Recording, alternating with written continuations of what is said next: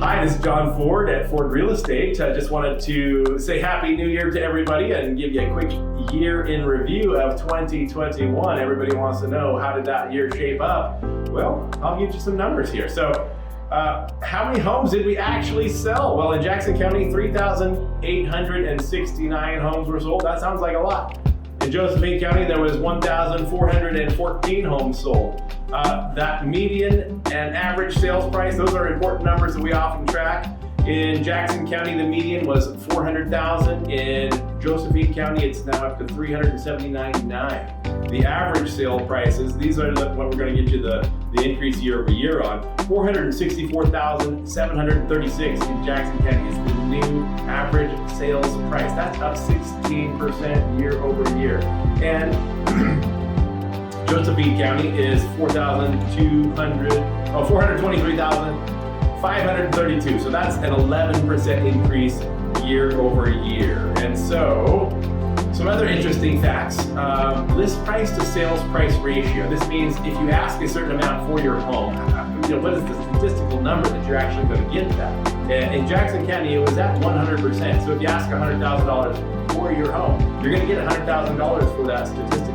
In Josephine County, it came in right at 99%. So really good numbers. All indicators that we were in a strong seller's market for the whole year. And as we're moving into 2022, we're continuing into that seller's market. So what did we see last year? Well, we saw a lot of cash offers early on with fires that we had and all that stuff that happened. We were still seeing a lot of cash offers. Towards the tail end of the year, you did see, though, FHA, VA, USDA loans, they were starting to be accepted again. We worked through enough of the conventional and cash buyers that we finally are getting some of the buyers that have been waiting and getting beaten out in a lot of situations. They're finally starting to get accepted towards the tail end of 2021. So if you didn't get your home yet, there's a good chance in 2022 you're going to be able to get that home. Inventory-wise, we're still running about 2/3 of what we would normally see in any given year. You're typically going to see 750 homes in a market pre-COVID, pre-pandemic, and we're running about 2/3 of that now. In the beginning of 2021, it was way worse than that. We were down to 300 homes is all we had on the market total. So what does the future look like? Well, we all want to know, and we all want to guess, and our crystal balls are always perfect, right?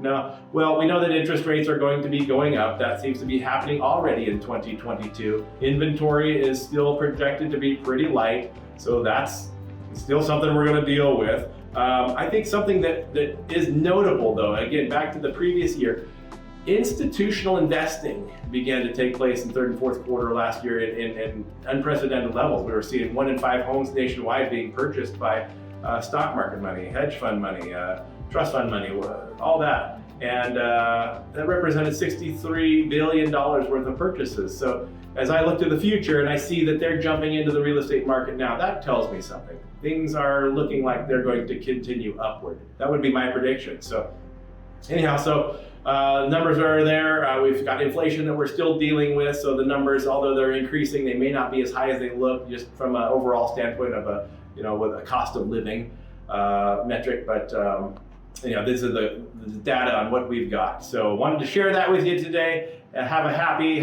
New Year and happy 2022 to everybody. John Ford, Ford Real Estate, creating relationships and driving results.